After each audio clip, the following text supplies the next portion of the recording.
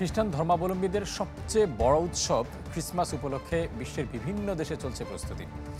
জমকালো আয়োজন, আলোকসজ্জা আর আতশবাজিতে মুখরিত গির্জাগুলো দর্শনার্থীদের ভিন্ন অভিজ্ঞতা দিতে জার্মানিতে ক্রিসমাসের কারুশিল্প এবং উপহার সামগ্রীর বাজারে বসেছে গভীর এক গুহার ভেতরে।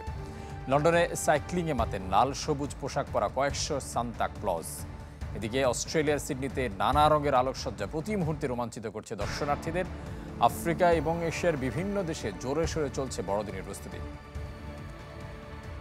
দর্শক, বড়দিনের প্রস্তুতির আরও খবর জানাতে এই মুহূর্তে ইতালি থেকে আমাদের সাথে যুক্ত হচ্ছেন সহকর্মী সজীব আহমেদ রিয়ন। যাচ্ছি তার কাছে।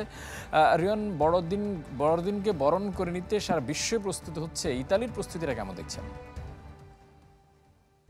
ফারুক, আপনাকে ধন্যবাদ।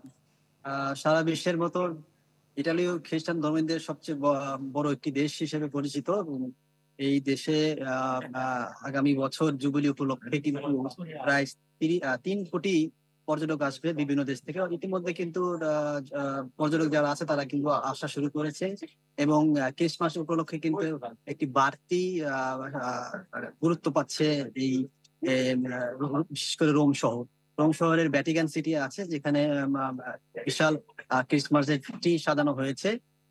সেখানে কঠোর নিরাপত্তা জোরদার করা হয়েছে। তার সাথে সাথে বিভিন্ন শিক্ষা প্রতিষ্ঠান বা উপাসনালয় গুলো আছে, সেগুলো কিন্তু আলোকসজ্জার মাধ্যমে কিন্তু সাজানো হয়েছে এবং বিভিন্ন স্থানে মেলার মতন আসলে আয়োজন করা হচ্ছে। সেখানে প্রবাসী বাংলাদেশিরাও অংশগ্রহণ করেছে এবং তাদের বেচাকিনাও খুব ভালো হচ্ছে সব মিলিয়ে। এবং একটি এই বছর আসলে যুদ্ধ পরিস্থিতি থাকার কারণে কিন্তু সবাই এই বড়দিন উপলক্ষে সবাই এই উপাসনালয়ে যে তাদের সৃষ্টিকর্তার কাছে একটি আসলে আশীর্বাদ করবেন, আবদার করবেন। সেটি হচ্ছে যে যুদ্ধ পরিস্থিতি যাতে থেমে যায়, যাতে দেশের পুরো বিশ্বের শান্তি যাতে বজায় আসে। তো এই ছিল আসলে ইটালির রাজধানী রোম থেকে সর্বশেষ বড়দিন প্রস্তুতি।